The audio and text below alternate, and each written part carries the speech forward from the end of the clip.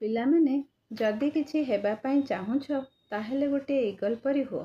କାରଣ ଗୋଟିଏ ଇଗଲର ବୟସ 70 ବର୍ଷ, କିନ୍ତୁ ଯେତେବେଳେ ତାକୁ 40 ବର୍ଷ ହୋଇଥାଏ ସେତେବେଳେ ତା ଜୀବନ ବହୁତ କଷ୍ଟରେ କଟେ। ସେହି ସମୟରେ ତାର ଡେଣାରେ ପର ଏତେ ଅଧିକ ହୋଇଯାଇଥାଏ ଯେ ତା ଦେହ ବହୁତ ଓଜନ ଏବଂ ଭାରୀ ହେବା ହେତୁ ତାକୁ ଉଡ଼ିବା ପାଇଁ ବହୁତ କଷ୍ଟ ହୁଏ। ତାର ନଖ ଏତେ ବଢ଼ିଯାଇଥାଏ କିଛି ଶିକାର ଧରିବା ପାଇଁ ବହୁତ କଷ୍ଟ।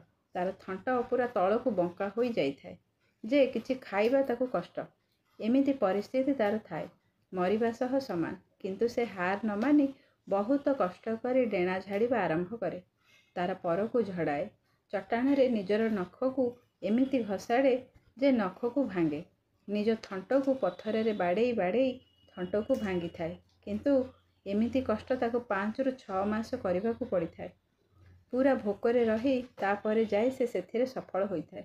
ପୁଣି ଆଉ ଥରେ ତାର ରାଜା ଜୀବନ ଖୁସିରେ କଟିଥାଏ। ଠିକ୍ ସେହିପରି ଆପଣଙ୍କ ଜୀବନରେ କିଛି ବି ପରିସ୍ଥିତି ଆସୁନା କାହିଁକି, ପଛକୁ ଯାଆନ୍ତୁ ନାହିଁ, ଭାଙ୍ଗି ପଡ଼ନ୍ତୁ ନାହିଁ, ଚେଷ୍ଟା ଜାରି ରଖନ୍ତୁ। ଶେଷରେ ଇଗଲ ପରି ସଫଳତା ରାଜା ହୋଇ ଜୀବନଯାପନ କରିବା ଆପଣଙ୍କ ପାଇଁ ସହଜ ହୋଇଯିବ।